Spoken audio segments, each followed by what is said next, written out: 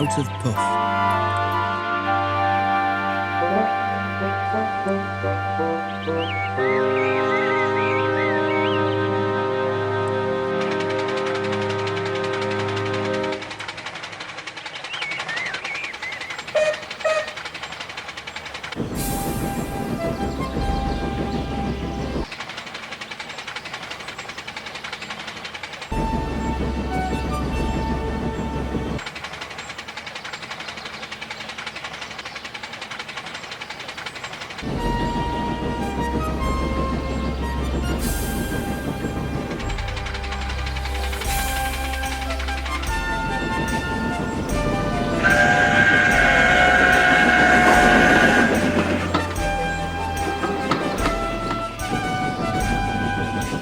The Express is a long, heavy train. Gordon usually pulls it.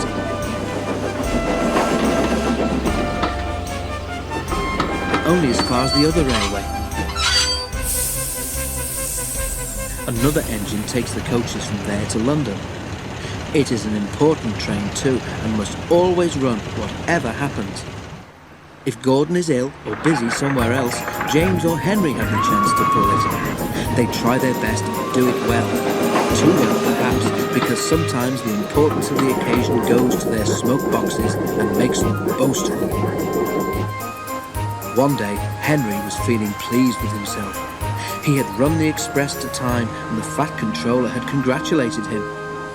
"I don't know what the Fat Controller would do without me," he said importantly in the shed that evening. "Have a care," warned Douglas. "Too much puff about yourself and you'll maybe run out of puff one day." "Pooh," scoffed Henry. "I pulled 2 trains and a failed diesel once, and the Fat Controller said I was an enterprising engine." "Aye, I mind it well," agreed Donald. "I took the goods train on, you recall, but Dougie is right. Puff goes before a fail." The Scottish twins were wasting their own puff, of course, because Henry took no notice whatsoever. A little later, the railway had to begin using a new sort of coal. It was dusty and burned with clouds of thick black smoke. The Fat Controller was cross, and the engines didn't like it either. "Filthy rubbish," they grumbled. The new coal made more ash too.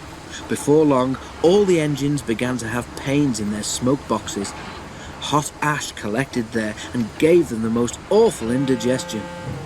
One evening, Henry felt dreadful when he got back to the shed.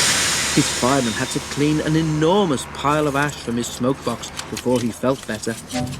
But the next day, Henry could not make steam properly. He struggled to Edward Station, but could go no further. Douglas was there.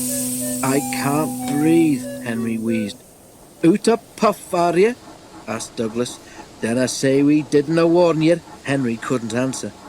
Douglas took his train for him.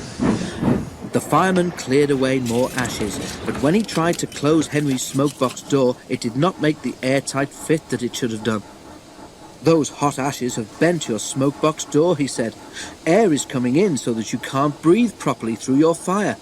But I know how we could cure that." He filled a bucket with water. Then he fetched all the old newspapers he could find from the station bookstall. The driver helped him tear them into strips, which they soaked in the water. "What are you doing?" asked Henry anxiously. "Making something called papier-mâché," explained the driver.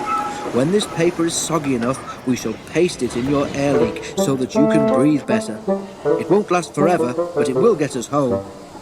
"Oh," said Henry unhappily. His driver was right. When the job was done, Henry felt much better. And even the driver and fireman were surprised how well he steamed. "We'll have to get the Fat Controller to make it permanent," they joked. Henry went very carefully and reached the shed without mishap. His story was there before him, of course. Donald and Douglas didn't say anything, but now and then made sort of breathless, puffing noises. Henry thought they must have a very odd sense of humour.